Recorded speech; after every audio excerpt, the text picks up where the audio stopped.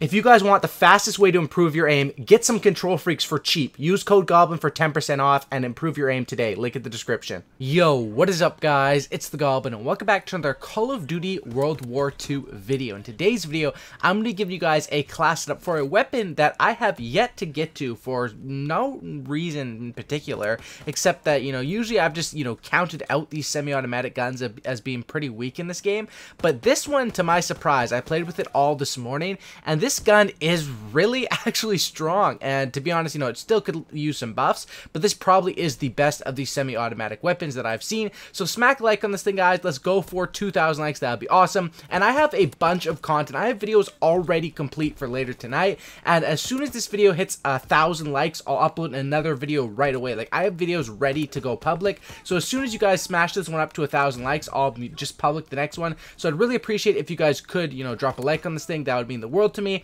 And of course, let's talk about this SVT class setup, because this weapon is pretty unique. So first of all, let's talk about the weapon. This weapon is unlocked basically by when you prestige the infantry division. Now, the game's been out a month and a half. I'm pretty sure everyone has prestiged their infantry division. If you haven't, you might as well do that. It's completely worth it. And then you get this weapon basically permanently unlocked at the bottom of your infantry. Now, this weapon is a complete semi-automatic gun, and the main thing that holds back the semi-automatic guns in this game, there's two main things. Number one, there's a fire rate cap, which essentially what that means is you think that semi-automatic weapons, it depends on how fast you're clicking the trigger, right? However, in this game, they have, as well as in other Call of Duty games, they have a fire rate cap on these weapons, which means that even if you're tapping the trigger as fast as humanly possible, the gun will only fire at a certain speed, basically to prevent, I guess, people using like modded trigger fingers and stuff like that. Sort of like how in the Brecci you had that mod with it in Black Ops 3. I'm guessing that's what they're trying to prevent with that, and also to make the guns not super overpowered, because the FAL in Black Ops 2 was one that, didn't really have a fire rate cap on it, I don't think, and people were spamming that, and it was really one of the best guns in the game. So I definitely think the second thing that holds these back is these semi-automatic guns back, and what I mean by that is, the Ww2, the SVT-40, the M1A1, and the M1 Garand. There's a bunch of different weapons. Some of them are 2-shot kill, some of them are 3-shot kill, but the next thing that holds it back is recoil. A lot of these guns have inconsistent recoil, and even though you only have to hit 2 or 3 bullets, it can be kind of hard to hit because the recoil is fairly inconsistent, when on those fully automatic guns, recoil is a bit more consistent because it's firing with the same fire rate every single time, and the fire rate is more janky with these because it's basically a manual fire rate depending on how fast you're hitting the trigger.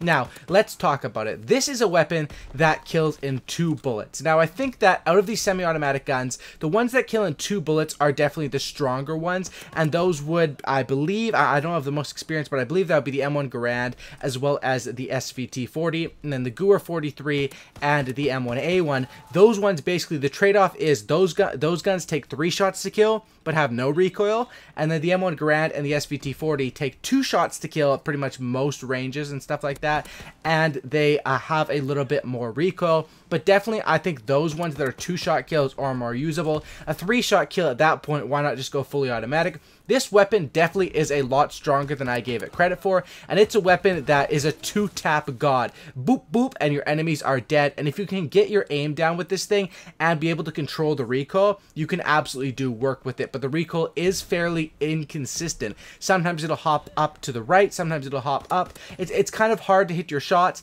and that's why you need to be aiming completely on the center mass of the enemies. Don't be going for headshots or anything like that. Aim right on the middle of the enemy, because the recoil is inconsistent. It can bounce whichever way, so you want to make sure you're able to hit that. The first shot obviously is easy to hit, you line it up and you hit that, but it's that second shot you want to make sure you're in a good position to hit that second shot. Let's talk about a class setup for this gun. Now, with this gun, you're going to be looking at 2-shot kills pretty much every time. You're going to be looking at using the infantry division. That's pretty obvious. You need the ability to strafe, and you also need the bayonet attachment on a semi-automatic weapon, because common sense says semi-automatic weapons are very bad at close range, as well as, the bayonet is easy and good at close range because you can just stab people with that.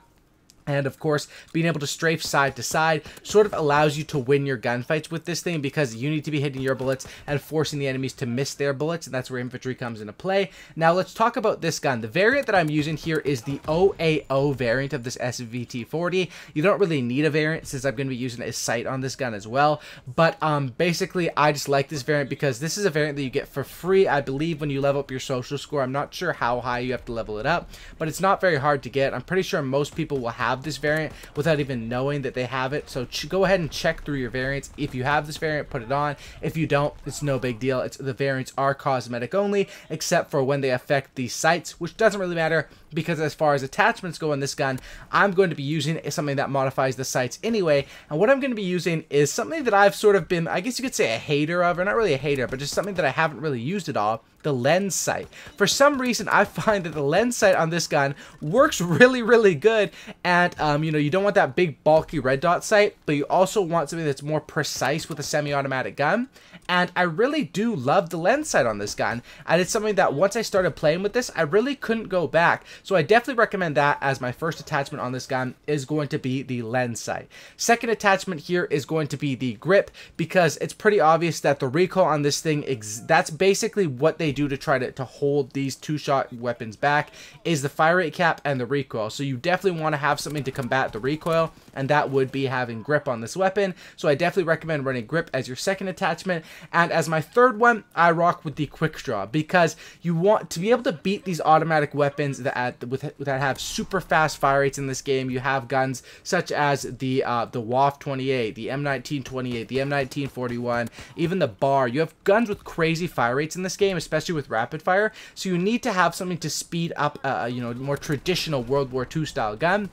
And that is going to be my quick draw attachment, coming in as my third attachment, because you basically get 3 attachments for free, 4 technically with the bayonet whenever you run the infantry division, which is a really nice thing. The infantry division is set up to use with rifles, and it does fit, synchronize or fit very well with that. So I definitely recommend sticking with those 3 attachments. Now, you might think, hey, Goblin, where's the extended mags at, man? This gun, you're going to run through ammo fairly quickly. You only have 10 bullets, 2 shots to kill, you know, and you're not going to be hitting every single shot. You know, traditionally accuracy in Call of Duty is around 20 to 30%. Where the heck is the extended mags? Now, the reason why I don't have extended mags is because my basic training, I'm going to go with Hustle. So Hustle, there's 2 reasons why I pick Hustle. The first one is the fast reload, which is really awesome, having that super fast reload, basically the sleight of hand reload, like I think it's twice as fast as normal. It is really helpful on this gun to reload faster. But the other thing with Hustle that a lot of people don't really mention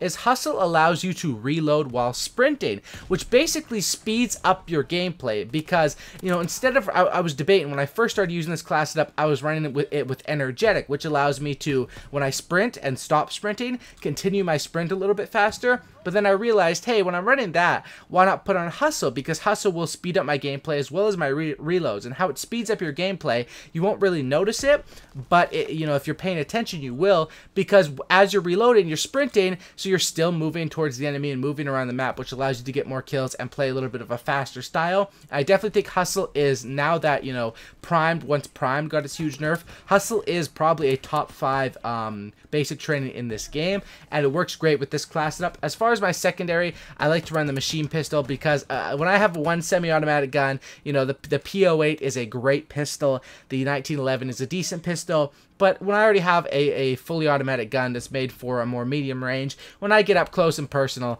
the machine pistol, you know, it'll do the job for me, and that's why I like to have that. Especially when you have the machine pistol with infantry, one thing I've noticed is that it's completely different when using it with airborne and infantry, because the machine pistol with infantry gets that basically off of the division, where you're allowed to, where you can strafe back and forth a lot quicker. And the strafing that makes being able to strafe quicker scales with the weapons, right? So being able to strafe quicker with an LMG, it's still going to be sort of a slower strafe. Same with the rifle. But when you have that infantry with the pistol, and the machine pistol, you strafe like a freaking maniac, and you can really win gunfights just by going into a room, whipping out that machine pistol, moving side to side while aiming down sights, and picking people off. So I definitely recommend, you know, whenever I talk about this, you know, I've been saying this since BO3, whenever you have a semi-automatic gun, having a handy dandy, a sturdy, fully auto overpowered pistol is the way to go, and I definitely agree with that in this game as well. Definitely, if you guys are looking into semi-automatic guns, as of right now, this is my personal favorite, the SVT. Let me know in the comment section down below which ones are your personal favorites. I would definitely appreciate that. I think these guns still need buffs, but this one is one that's in a decent spot right now, and definitely a fun gun to use. So drop a like, subscribe if you guys are new, sub for a cookie, and don't looky. Thank you guys for watching, and I will have more videos out later tonight, being on the grind, and you know, I'm feeling good and pumping out these videos. I'm out. Peace.